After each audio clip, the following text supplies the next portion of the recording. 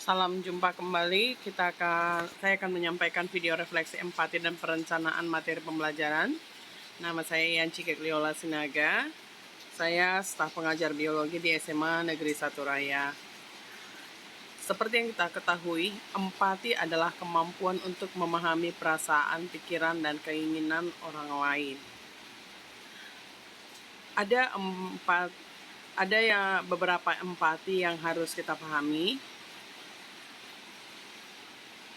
yaitu terdiri daripada faktor kognitif, yaitu pemahaman tentang nuansa emosi. Kita memahami apa itu marah, sedih, bahagia, dan lain. Faktor kognitif harus dipahami dahulu sebelum seorang dapat berempati. Nah, contohnya, kita harus tahu seperti apa sih rasanya marah, seperti apa sih rasanya sedih. Dengan adanya hal ini, kita akan mengetahui perasaan orang saat marah, saat sedih, saat bahagia. Nah, kemudian untuk faktor afektif, seseorang dapat melihat kejadian di luar dirinya dan memahami apa yang dirasakan oleh orang yang mengalami kejadian tersebut. Contohnya seperti ini.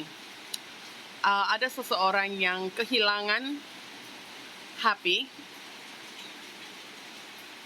karena kita pernah mengalami hal tersebut, kita akan memahami perasaan yang dirasakan oleh orang lain tersebut.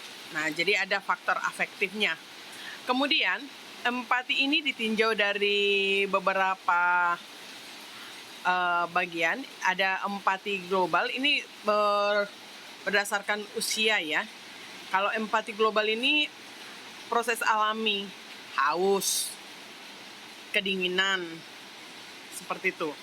Nah, kemudian yang berikutnya ada empati egosentris, yaitu di atas 5 tahun sampai 6 tahun. Di sini anak-anak bisa membedakan bahwa kesedihan itu bukan miliknya.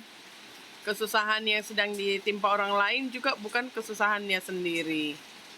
Nah, yang berikutnya ada empati kognitif. Anak mulai memandang dari perspektif orang lain, khususnya orang yang sudah dikenal. Kemudian ada empati abstrak. Tidak hanya ditujukan pada orang yang dikenal atau yang sudah ditemui.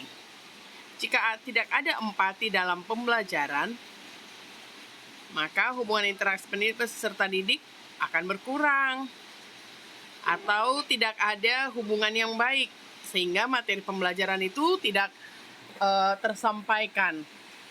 Gurunya tidak memahami muridnya kalau muridnya sedang kelaparan atau kehausan, sementara guru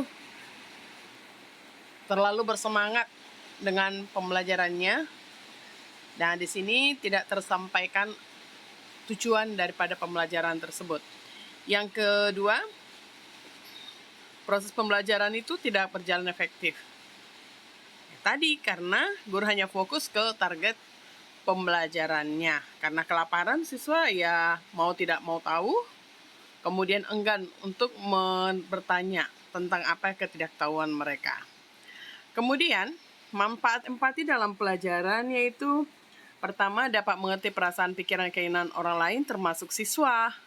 Kemudian bisa memandang keadaan dari sudut pandang orang lain, bisa menerima orang lain dengan apa adanya. Kemudian bisa mengantisipasi situasi sehingga dapat menentukan sikap yang sesuai. Nah, ini dengan perasaan yang ada pada kita, dengan empati yang ada pada kita, kita bisa memperlakukan siswa seperti apa adanya siswa tersebut. Jadi kita tidak bisa memaksakan seorang anak yang tidak memiliki kemampuan untuk matematika atau kemampuan untuk menggambar, kita harus paksa menggambar, tapi kita mengarahkannya bagaimana teknik-teknik menggambar, walaupun hasil gambarnya tidak seperti yang kita inginkan. Setidaknya anak tersebut tetap merasa dihargai dan dia merasa terayomi.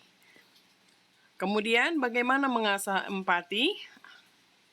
Nah, kita bisa mengulanginya. Ini parafrase ini kita mengulanginya. Kemudian mendengarkan apa yang ditanyakan atau disampaikan. Kemudian yang berikutnya, menghindari gangguan atau memotong pertanyaan. Yang berikutnya, coba berperan atau mengalihkan peran dengan perasaan masing-masing.